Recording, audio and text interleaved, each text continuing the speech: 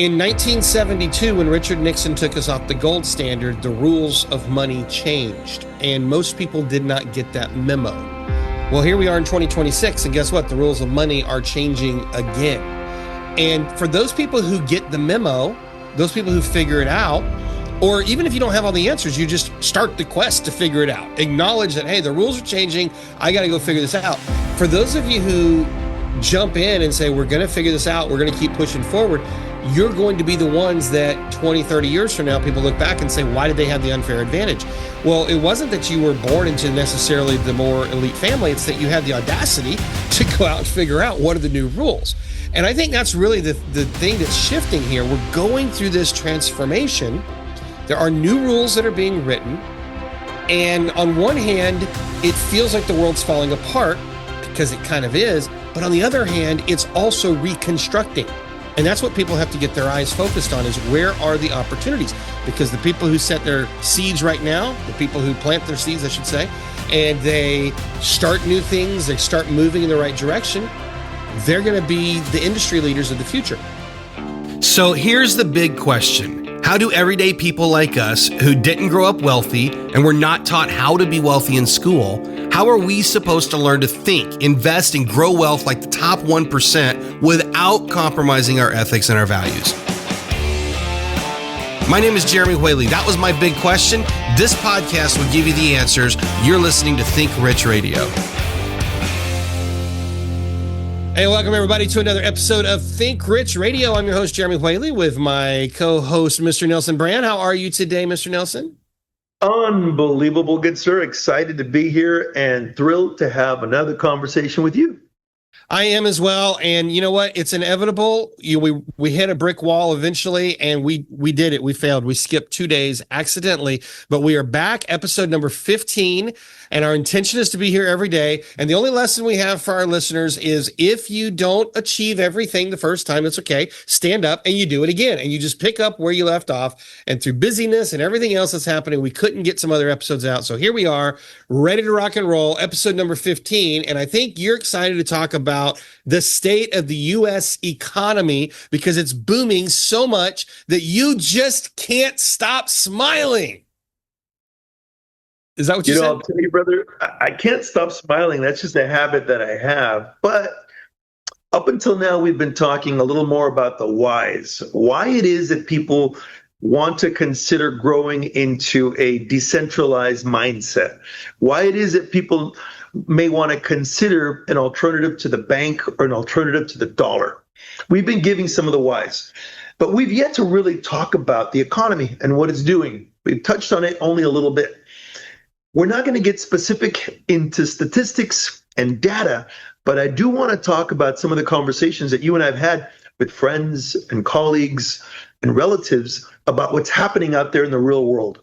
In other words, if I turn off my television, that may be telling me that the job market's up, that the economy's booming, and that we're killing it. I hear from my friends that are in construction that are telling me they're having a very hard time getting work. And when they get work, it isn't great work. It's highly competitive work, and it just isn't what it was before. Certainly pre-pandemic. Same with real estate. I've got many friends who are realtors, especially on the residential side, and they are struggling with homes that are for sale that get reduced, that get a better interest rate on the particular loan, especially if it's a new build.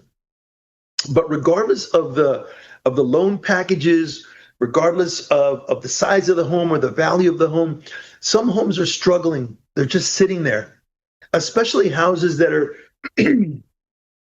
3,000 square foot or bigger. People no longer are interested in getting a home that big. They want something more suitable to themselves. Whatever the industry that I'm looking at out there, there seems to be this common thread that says, I have enough for my food, my rent, and my immediate bills, but I don't have a lot extra thereafter. So even though our television may tell us everything's thriving, for the working class, for the lower class, for the middle class, and even for some of the upper middle class, they're really feeling it out there. Yeah. I don't This applies to the wealthy class. I think the wealth class is still doing well and maybe even better than ever before. But the monies is no longer trickling down to some of these other levels. It's just not. What do you think about that? Well, you kind of cracked the whole egg. I mean, there's a lot that's there. But the last thing that you just said about the upper most wealthy class is not feeling it, I'm reminded of a story I read about the Kennedys, and specifically Joe Kennedy. This would have been John F. Kennedy's father. So we're talking about during the Great Depression. And the story I read about it was that the Kennedys never knew there was a depression. And they didn't feel the same pain that the rest of the country was feeling. And it's interesting that you brought that up today, because earlier today I was thinking about an episode we did, I don't know, a couple of weeks ago, where we talked about the fourth turning and we talked about cycles. And part of a fourth turning is the economic destruction that we're experiencing right now. And the truth is, we are in a parallel economy, cyclically speaking, to the Great Depression in the 1930s. So in a lot of ways, I think people are feeling that pressure. Everything you said is mostly true. I have some pushback on who's hurting and who's not, but we'll come back to that. But if we just think about the cycles, I think in many ways we're living through a depression. Maybe Ben Bernanke was right. Many years ago, he said, we'll never experience another Great Depression because we'll print our way out of it. Maybe they have printed their way through it, so we didn't know we were in a depression, but we all felt it. We all felt that things were so tight that, gas suddenly is $4 or $5 a gallon. Blame whatever you want. That's the reality. Gas is $4 or $5 a gallon. Bread is expensive. Food is outrageous. I was at the farmer's market this weekend and $24 a pound for ribeyes. And I'm like, that's absurd. But that's where we are today. So yeah, what do you think of that idea? Well,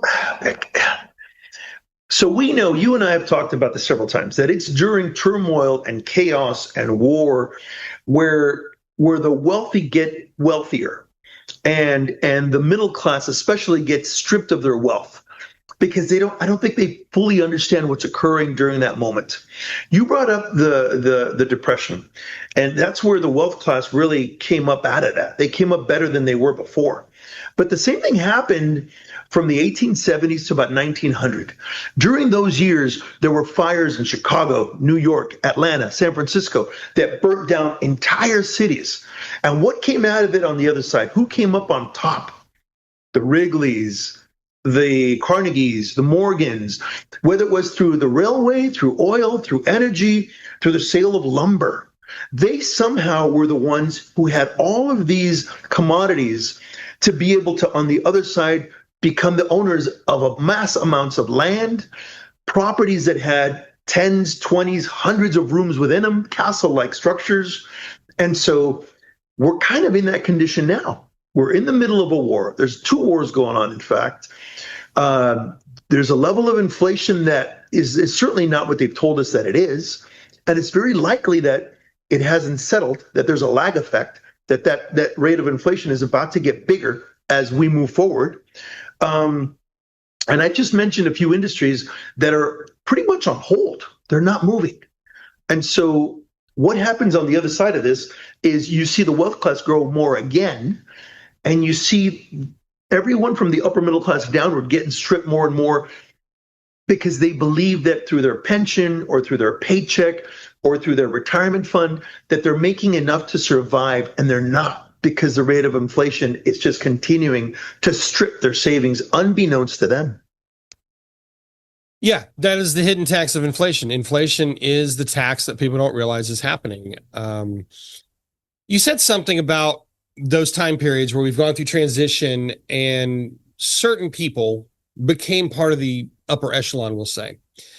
I think the bigger issue, it's easy to listen to that and say, oh, well, these people were just fortunate. These people were in the right place. These people were, had an unfair advantage. Or the truth is, I think they saw things differently. In 1972, when Richard Nixon took us off the gold standard, the rules of money changed, and most people did not get that memo. Well, here we are in 2026, and guess what? The rules of money are changing again. And for those people who get the memo, those people who figure it out, or even if you don't have all the answers, you just start the quest to figure it out. Acknowledge that, hey, the rules are changing. I got to go figure this out. For those of you who jump in and say, we're going to figure this out, we're going to keep pushing forward, you're going to be the ones that 20, 30 years from now, people look back and say, why did they have the unfair advantage? Well, it wasn't that you were born into necessarily the more elite family. It's that you had the audacity to go out and figure out what are the new rules. And I think that's really the thing that's shifting here. We're going through this transformation. There are new rules that are being written. And on one hand, it feels like the world's falling apart because it kind of is. But on the other hand, it's also reconstructing. And that's what people have to get their eyes focused on, is where are the opportunities? Because the people who set their seeds right now, the people who plant their seeds, I should say, and they start new things, they start moving in the right direction, they're going to be the industry leaders of the future. That's pretty much my thought, but I just want to add an addendum to that as a footnote. Elon Musk. The stuff that Elon Musk is doing right now will be 50 years from now what people look back and say, that's Andrew Carnegie, that's Nelson Rockefeller. It's that level of complete play by different set of rules. And that's the time period we're in. So what are the new rules that you guys want to go learn? Elon Musk, Nelson Rockefeller, Nelson Bran. That's right. Sorry, I had to put that in. No, I love it. The rules of the game. As I said that, I was like, oh, Nelson Rockefeller, Nelson Bran. His dad must have intentionally given him this fantastically strong, wealthy name. By definition.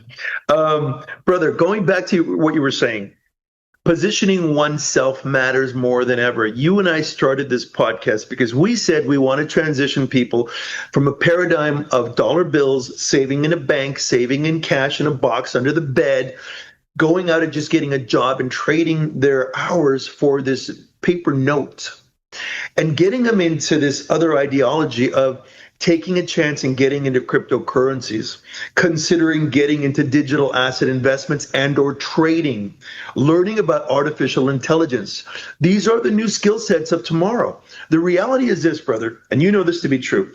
Everything will be on the blockchain between now and the next 3 years. Everything will be. It'll be on an open ledger. It's reliable, it's traceable, it's efficient, it's public. Yeah. And so that's why we're doing this. That's why we're talking about this. And I brought up these other classes, these other families, because like you said, they position themselves correctly to be on that winning side when the whole new paradigm changes over. And that's what we're inviting people to do here, Jeremy, to consider something other than what worked yesterday, because yesterday will no longer work today. It just can't. Yeah, one thing I want to tap into, you just mentioned that everything will be on the blockchain, and I'm trying to remember who it was I was conversing with over the weekend, but we actually were having this conversation. And she was asking some questions about a particular crypto, and I gave her some things that were happening on that blockchain. And she was like, I don't understand. Literally her quote, there's ways to make money besides buying the crypto. And I said, yeah, absolutely. And I started educating her on it. And her big aha was that there's more to crypto than buying and selling crypto. And whenever I teach crypto to people for the first time, one of the things I teach them is, look, the worst thing that could ever happen in the world of crypto is to tag on the word currency. Because people think in their mind that crypto and blockchain is all about the money and it's about which one's going to replace the dollar. It has nothing to do with that. It kind of does, but it mostly has nothing to do with the currency. Crypto is about the technology. And the sooner that people realize when you buy into a crypto project, you're buying into the technology that is behind that, you realize that, oh, wait, this entire landscape, we're still at the beginning of it. We are in the world of blockchain where the internet was in about 2001, 2002, maybe. And if you think back to the internet in 2001, 2002, what didn't exist yet? MySpace, YouTube, Facebook. Go down the list of some of the biggest players that would change the landscape. You look at MySpace, it hadn't existed yet, and it hadn't fallen apart yet. That was a complete industry changer that had yet to even been born in 2001. And yet most people in 2001 were saying, hey, the internet's modern. The internet's mature. No, it was far from mature. And that's where we are right now with blockchain. Blockchain is Web 3. This is actually internet version 3. And most people don't realize that. We're at the very beginning. The new companies that we see every day that are coming up, I went ahead and saw 2 other neobanks that are just being born. One out of Mexico and another one out of, I want to say England. But again, same thing. They're a response to a traditional bank going away. The banks have less teller hours, less days available, less tellers when you're there, less available banks. They're going away no matter what anyone says or anyone does. So when someone says, I'm uncomfortable learning about cryptocurrencies, I'm not very technical, I'm not very digital, I'm going to invite people to consider getting involved, because the inevitability is the amount of new companies that are coming that are geared towards that are in the multitudes. So much so that you and I have talked about in a previous conversation how third world countries, because they allow their citizenry to easily get involved in cryptocurrency projects without making it such a hurdle on litigiousness and bureaucratic rules and taxes and so forth, that these third world countries are growing where individuals are getting wealthy in these third world countries. It's amazing what's occurring. It's occurring throughout Spanish America. You see it in Brazil. You see it in Bolivia. You see it in Mexico. You see it happening in Central America, where it's bleeding from El Salvador into Guatemala, into Nicaragua, into Honduras. You see it throughout the African continent. You see it all over Asia. It's happening everywhere. But here in America, we're moving very, very slowly because we still believe that our financial planner knows best. We still believe that if we max out our 401k for 40 years, that upon retirement, we're going to have a suitable amount of money with which to live. So there's a lot of notions that we're still holding on to that are from yesterday that no longer work in this marketplace. You're 100% correct. You said a lot in there. As always, so many brilliant things that you like to talk about. How can a bank, look at the most modern of our banks, SoFi. For people not familiar with SoFi Bank, one of the more edgy banks in America right now. They don't have branches. They're all on the West Coast. It's all basically internet. It's all distance. But how can banks that are open 7 or 8 hours a day, 5 days a week, sometimes 4 days a week, how can they compete in a world where cryptocurrency operates 24 hours a day, 7 days a week, and it's open all the time, and you can transfer money that fast? One of the biggest challenges is just freaking moving money. And until you've actually had to move a large sum of money, people do not realize, if you're spending, $50 here, $100 there, you don't realize how slow money moves. But when you have to move a large sum of money, number one, it's slow. Number two, it gets flagged. They want to know why you're moving your money. Where are you moving it? What's the source of your funds? Blah, blah, blah. I don't think they should have any right to know that personally, but just talking about the speed, blockchain and crypto makes it that fast. We could literally move 10 million, $100 million worth of Bitcoin or Solana or XRP from where I'm at to the furthest part of the planet. And we can have it done on the slowest network, an hour. On the fast networks, it could be 15 seconds. No traditional way to compete with that. And that's why the banks have the inevitability is they're going away no matter what.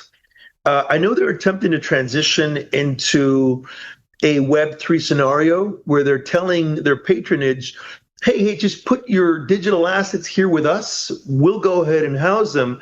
And you will have on your screen your savings next to your checking, next to your crypto. In fact, we'll even give you a loan against your crypto at a very low interest rate. You win. You've trusted us all your lives. Why would you go to a wallet, whether it's a third-party wallet, a hot wallet, a cold wallet, an exchange wallet? Why go with a perfect stranger that complicates the matter? Come to us. Bring your digital assets to us. Bring them to us. We'll house them for you. We're here to help. See, I don't believe that. And I hope that the people aren't silly enough to trust them and say, fine, I'll bring all my digital assets to you guys. But they're attempting to transition that. I don't think they're ready for that. I don't believe that they're so big that they can't transition into that new marketplace efficiently. They're just too large.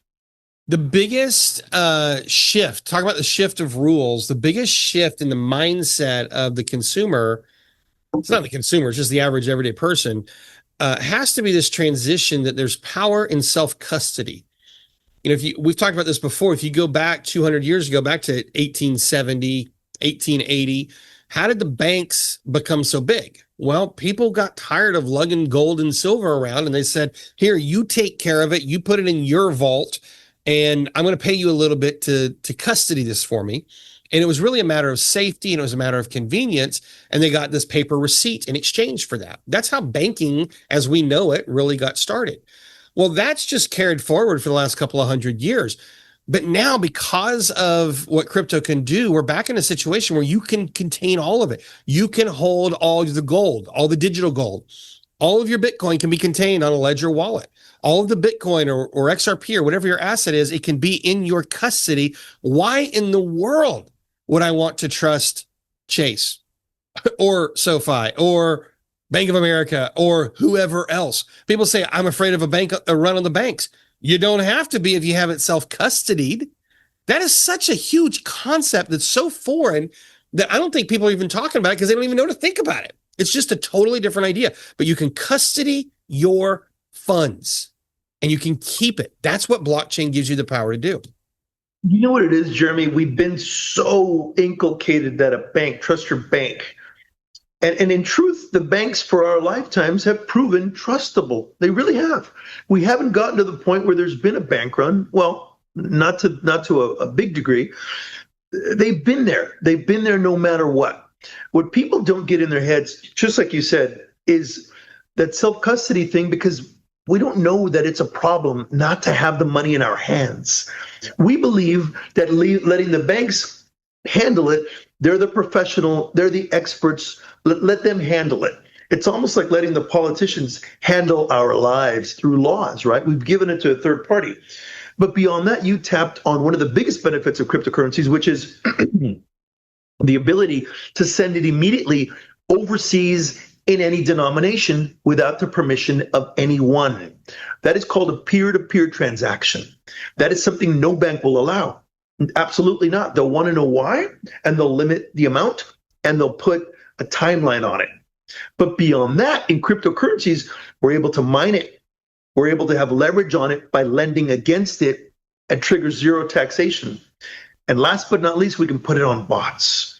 Little machines that takes cryptocurrency that's sitting in a cold storage wallet for safety, and you give it to these little adaptive generative machines that will literally bet it on your behalf and give you a return regardless of the economy, regardless of the job market, regardless of the weather.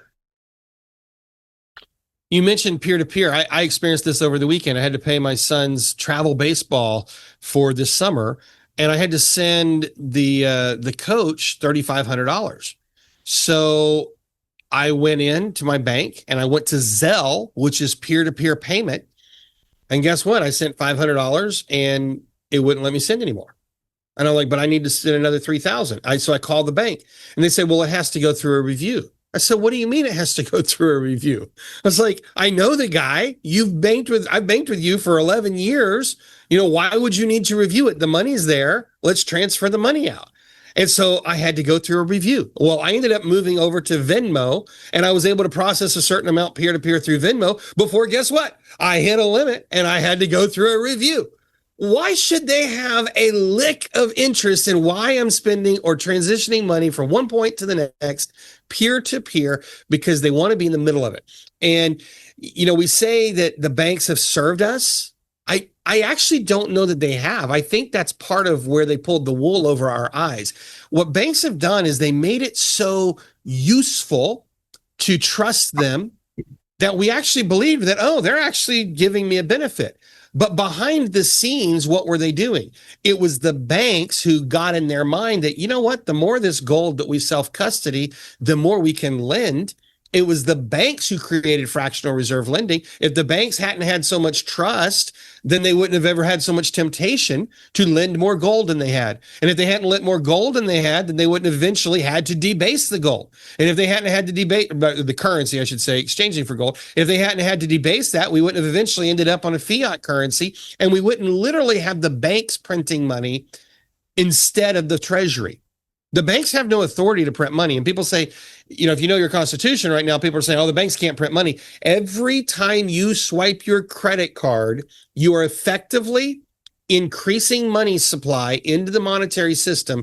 And the banks did that without the approval of Congress, without the approval of the American people, without the Treasury's involvement. If you think the delusion that the banks are not printing the money, you have absolutely missed the boat. The banks are the number one reason that we have the inflation that we have, because of the debt that they keep issuing, which keeps inflating. So are the banks really serving us, or did they just get away with something?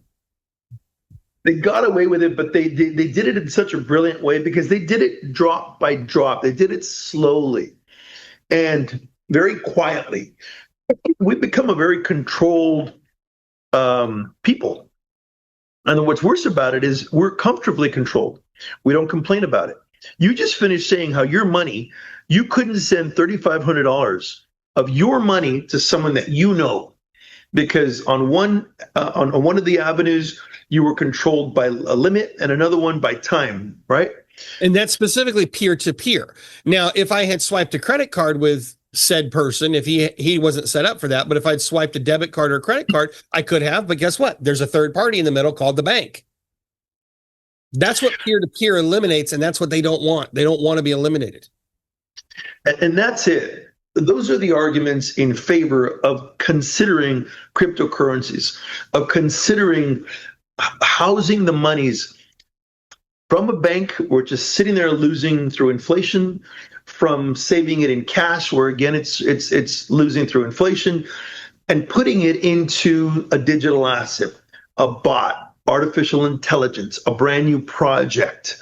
I don't think we have a choice, Jeremy. We're at the point where I believe 3 to 6 months from now, we're going to have a rate of inflation that's going to be pretty bananas. I believe the inevitability is the government's going to have to start sending checks out to people because they're not going to be able to fend for themselves anymore. I believe on top of that, we have artificial intelligence. That's not going to help the matter because you're going to see a lot of repetitive jobs go to AI. And that's a lot of jobs, brother. That's retail, that's grocery, that's restaurants. Well, I'm just thinking it's a great conversation, and we started off talking about the economy. We ended up talking about banking. Now we're opening up whole new cans of worms regarding the economy, which we need to talk about, but maybe we should just wrap this one up and tell people to visit me at trademaestro.com, tell people to visit you at deltachainlabs.com, and we'll stop this and we'll just start recording our next episode, and we'll pick it up and we'll call it the economy part 2. Why you're going to have, it's inevitable, you have to go to blockchain. What do you say? Brilliant.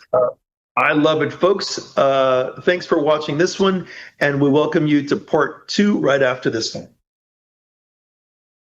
Yeah, and for those of you who are listening at home, give us some feedback. Would you rather us break these conversations up, or would you rather like have a 3-hour conversation? Because honestly, Nelson can talk until he's blue in the face. He really can. He says it's me, but I think it's Nelson. Until I'm brown in the face.